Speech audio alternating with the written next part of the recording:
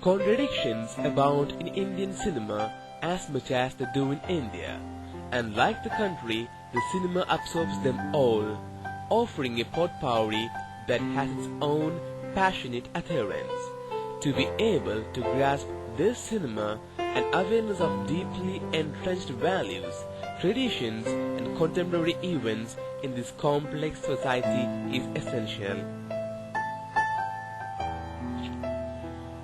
From the glitziest of entertainment to the sparest of intellectual abstraction, from lavish spectacle to minimalist poetry, issues of gender, of politics, of poverty and plenty, India's cinema encompasses them all. It is not one national cinema, as is common in other more homogeneous countries. Its range covers many styles, themes, approaches, treatment and language, both spoken and cinematic. The parallel movement of art cinema emerged in the early 70s to challenge the mainstream cinema. It made an immediate appeal to the urban intelligentsia and was dismissed as irrelevant and anemic by the dream manufacturers. But it has survived, and it is this cinema that has brought international attention to Indian film industry. In today's chaotic media world, with minds mediated by images, the documentary as cultural resistance and as political activism has assumed greater significance. Looking back today, the films of the last decades have shown a definite and almost irretrievable swing towards escapist fare of a highly fanciful variety, and the noteworthy films are limited to the individual efforts of a few conscientious cinematographers. Mehboob's Aunt, shot in 16mm Kodachrome and blown up abroad with print by Technicolor, became a money spinner in India and the traditional markets despite its hodgepodge of Mediterranean drama mixed with other popular elements, but as a color film, it was the first to be accepted on a wide scale. Neorealism, color and English language versions were three salient developments. Color got a stronger foothold when Shorab Modi launched his Dansi Ki Rani in Technicolor on a marathon scale and got the equipment as well as technical associates from abroad, led by Ernest Haller as director of photography. The costly Technicolor processes was also a wrong choice for the time. Simpler and cheaper color processes that could be shot and processed locally were just then being introduced. This pioneering was done by Ambalal J. Patel, who brought Geva color by setting up a laboratory. He also launched a film, Pampoj, backed by Esra Mir in Hindi, English and German, with the backdrop of Kashmir and its people and telling the sad story of a dumb Cinderella. Soon, Geva color was seen in GPCP's Shehenshah, Queen of Araby in English and other releases. The big turning point came in 1955 with the arrival of Satyajit Ray and his classic Pather Panchali with Subrata Mitra as a cinematographer, to tell the story of Ray's struggle for making a total rejection of compromises and revolutionizing the entire concept of Indian cinema, and to make an evaluative analysis of all his works would fill a separate volume.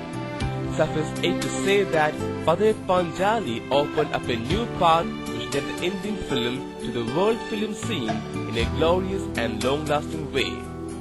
While others before him had attempted higher manifestations of the entertainment or the national film, Ray had delved deep for the pure and universal art film, the roots of which he sought in his own native Bengal. Bimal Roy came up with an excellent remake of Devdas, the new theatre's version of which had been photographed by him.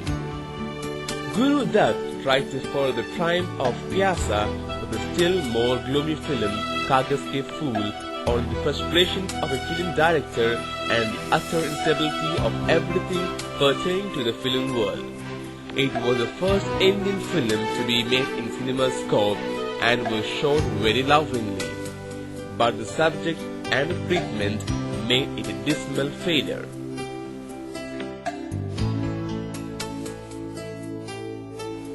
This decade of Indian cinema presents a largely dismal picture except for a few individual achievements, among which also the level varies from the tolerably good to the truly excellent. Satyajit Ray's Kanchenjunga, his first in color, had an anti-narrative structure where the private problems of an affluent family were brought out through their talks during their last one-day stay at Darjeeling. Raj Kapoor's Sankam, with extensive location shooting in foreign countries, proved a big grosser but was only a triangular love drama created in the old, implausible way with a number of songs. The Malayalam color film Chemmin, directed by Ramu Karyat, filled with atmospheric color of the novel about the life of Kerala's fisher folk, won sizable renown at home and abroad. The decade just gone by, still the time of writing is bound to go down in our film history as the sad or sorry 70s. For Hindi cinema and the recent films following its footsteps, it was perhaps a very dark period with a silly, absurd kind of escapism rearing its head and getting a stamp of acceptability as screen entertainment. The 70s proved indeed a fertile period in seeing the birth of many new talents in creation, writing, acting, cinematography and also technical fields. Subrata Mitra, V.K. Murthy and K.K. Mahajan are few of them. Subrata Mitra worked for most of the Satyajit Ray's films, including Pater Panchali, Aparajita, Appun Sansar, Chaurleta and Kanchenjunga. V.K. Murthy was a cinematographer who worked in both black and white as well as in color films.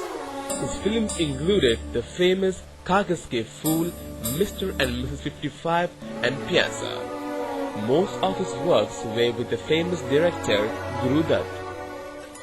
K.K. Mahajan started his career in 1960s and continued his glorifying career till the 1990s.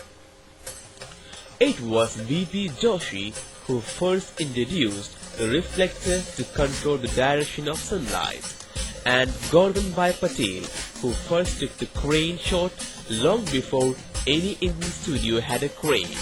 With an IMO camera, he sat on a trolley and cranked away. The trolley was pulled by ropes and pulleys up an inclined plank. Of late, the use of lighting is rather interesting in the mainstream Tamil films, which have an ambience of the science fiction films in the use of backlighting. It has no fixed source within 360-degree circle. In the films of Mani Ratnam, who usually likes to use different cameramen, different art directors with every new film, we find an interesting use of travelling matter. In the south, there are wonderful cameramen like Madhu Ambat, Ravi Verma, Sunny Joseph, Venugopal, Shaji and Karun, Santosh Sivan and Arigappan.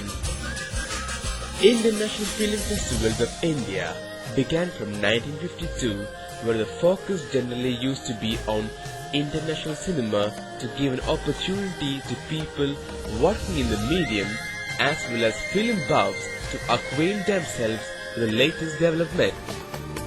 Today, the cinema lies in a disarray. What does the future hold?